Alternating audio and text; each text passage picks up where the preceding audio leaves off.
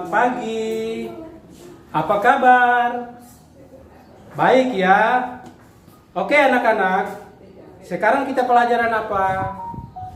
Pelajaran agama Katolik. Oke. Biasanya kalau orang Katolik mau memulai sesuatu, entah kerja, entah mau berbuat apa saja, biasanya didahului dengan apa anak-anak? Doa. Oleh karena itu, sekarang mari duduk yang manis, tangan lipat di dada, dan kita mulai berdoa yang dipimpin oleh Pak Guru. Siap anak-anak? Mari kita berdoa. Dalam nama Bapa dan Putra dan Roh Kudus.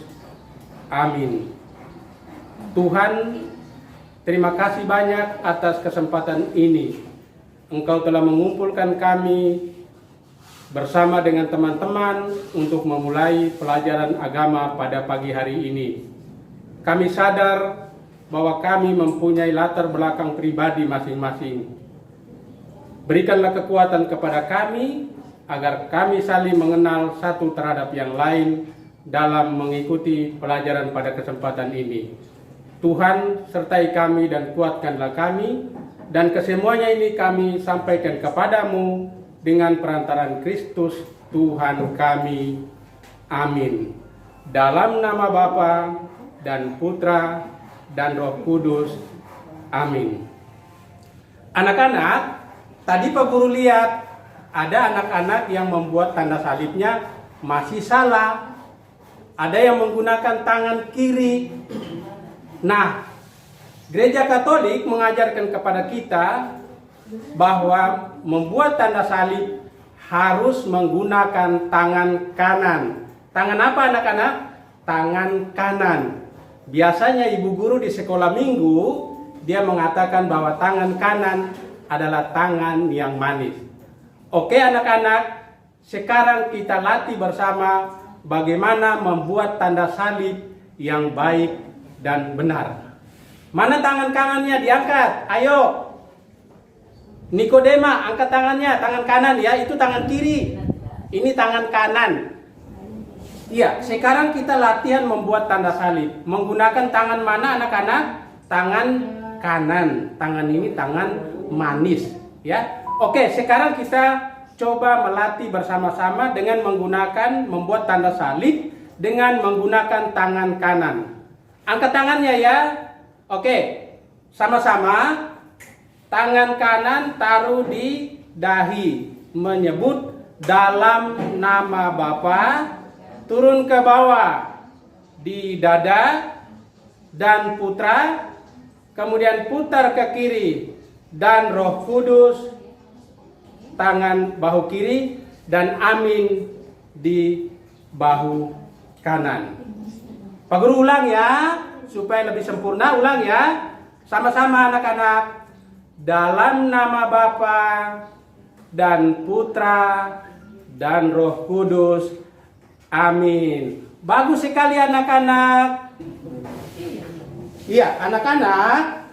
Setelah kita melatih membuat tanda salib, hari ini kita akan belajar apa anak-anak? Kita akan belajar tentang diriku. Apa anak-anak? Diriku. Berarti di luar diri kita ada orang lain. Coba lihat teman-teman yang ada di sampingmu atau ada orang tua. Mereka lah yang disebut orang lain. Berarti ada diri, ada kita, ada orang lain. Baik anak-anak, supaya kita bisa mengenal orang lain, juga bisa mengenal diri sendiri, maka kesempatan ini Pak Guru akan memperkenalkan diri dulu, karena kita baru pertama kali bertemu. Maka sekarang Pak Guru akan memperkenalkan diri, ya, supaya anak-anak bisa mengenal namanya siapa, kemudian disapa apa, kemudian tinggalnya di mana. Kalau perlu nomor HP-nya dicatat ya anak-anak. Baik, nama Pak Guru Kanisius Koung. Biasa disapa Pak Koung. Kemudian alamat tinggal Ya, anak-anak dengar baik ya, supaya tahu Pak Guru punya tempat tinggal. Alamat tinggal itu Jalan Trikora nomor 26 yang biasa disebut dekat Jembatan Pelangi. Tahu kan anak-anak? Kemudian nomor HP 0821 9776. 0821 9776. Ini Pak Guru punya identitas nama dan seterusnya. Jadi ketika ada apa-apa, anak-anak bisa menghubungi Pak Guru terkait dengan pelajaran kita, yaitu pelajaran agama Katolik. Selanjutnya, kalau Pak Guru anak-anak sudah mengenal Pak Guru punya nama, tentu Pak Guru juga ingin anak-anak memperkenalkan diri. Bisa kan anak-anak?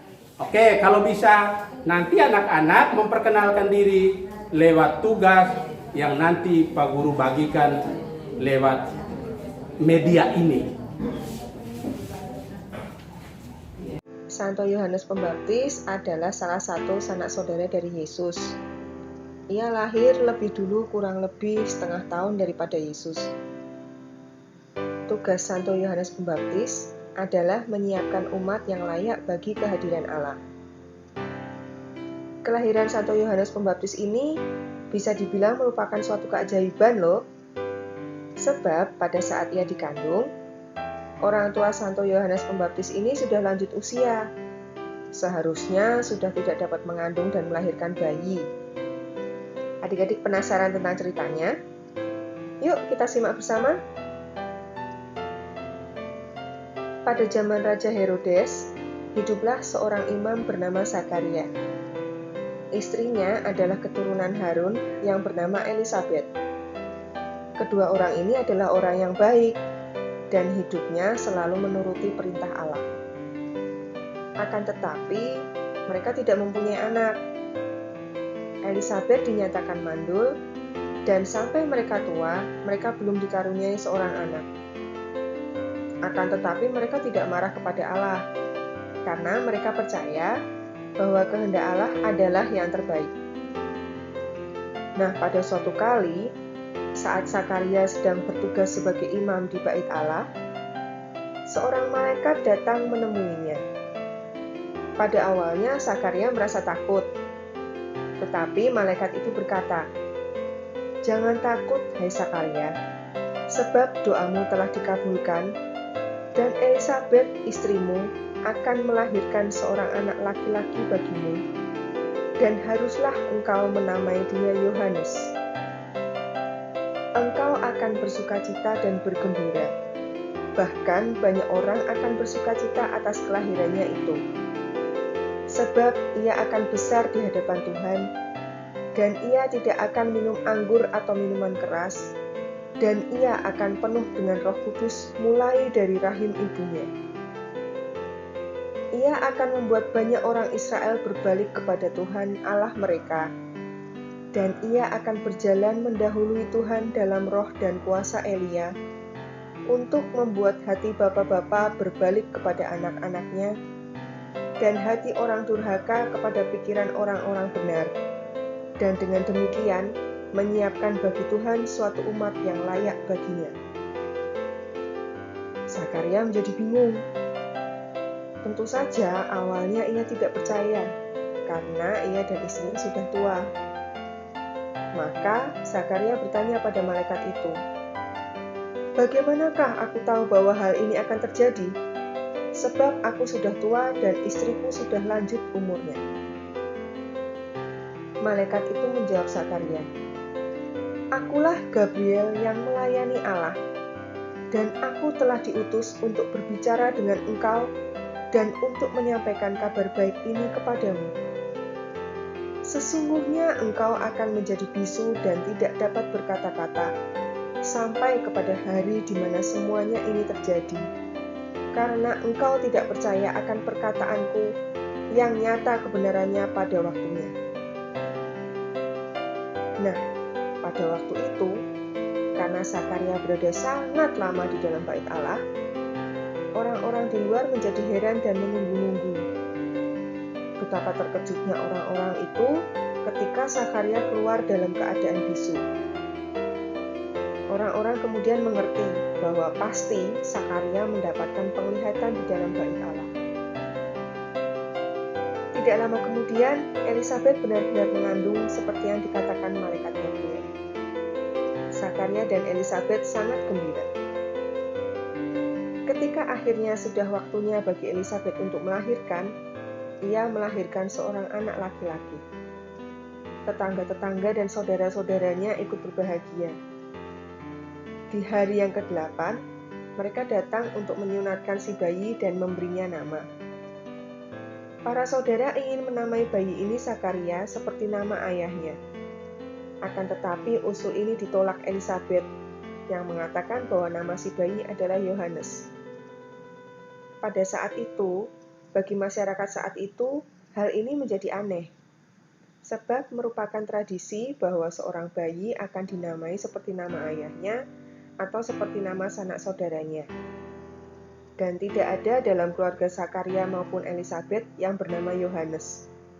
Maka, orang-orang menanyakan pada Zakaria nama yang ingin diberikannya kepada bayinya. Zakaria meminta batu tulis dan menuliskan, namanya adalah Yohanes. Dan saat itu juga, Zakaria tidak bisu lagi dan ia bisa berkata-kata dan memuji Allah. Anak-anak, di dalam kitab suci kita telah melihat bagaimana Zakaria memberi nama kepada putranya dengan nama Yohanes Pembaptis. Kita punya nama baptis, orang tua punya nama baptis, teman-teman kita juga punya nama baptis. Untuk itu, dengan mengenal identitas masing-masing teman, orang tua, sahabat kita, maka kita akan bangun hidup bersama di dalam kehidupan ini. Untuk itu, anak-anak, dengan mengenal nama masing-masing, berarti kita mengenal diri sendiri. Dengan mengenal orang lain, kita mengenal orang lain. Berikut, Pak Guru akan mengirim tugas yang akan anak-anak kerjakan melalui melalui apa ya? Anak-anak, sekarang Pak Guru akan mengirimkan tugas yang akan anak-anak kerjakan di rumah.